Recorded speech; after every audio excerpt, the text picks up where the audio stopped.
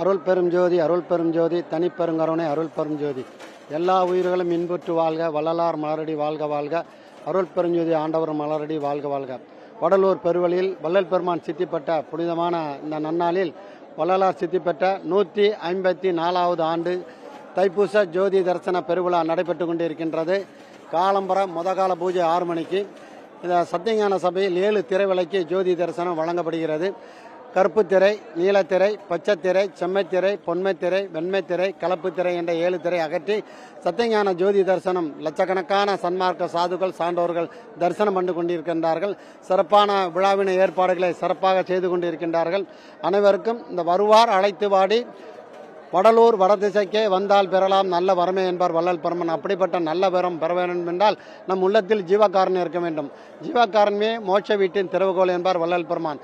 அப்படிப்பட்ட ஜீவகாரனை தருகின்ற வடலூர் பெருவெளியில் வள்ளல் பெருமான் சித்தி பெற்ற தைப்பூச ஜோதி தரிசன பெருவிழாவில் கலந்து கொண்ட அனைவருக்கும் வள்ளலார் திருவருளால் வாழ்த்தி மலர்கின்றோம். திருச்சிட்டம்பலம் சிவம். வள்ளலார் பேரவை மாநில தலைவர் சுவாமி பத்மேந்திரா, நாகர்கோவில். நாங்கள் திருப்பூர் மாவட்டம் மடத்துக்குளத்துலேருந்து வந்திருக்கோம். இங்கே வருஷம் நாங்கள் ஜோதி தரிசனத்துக்கு வந்துட்டு இருக்கிறோம்.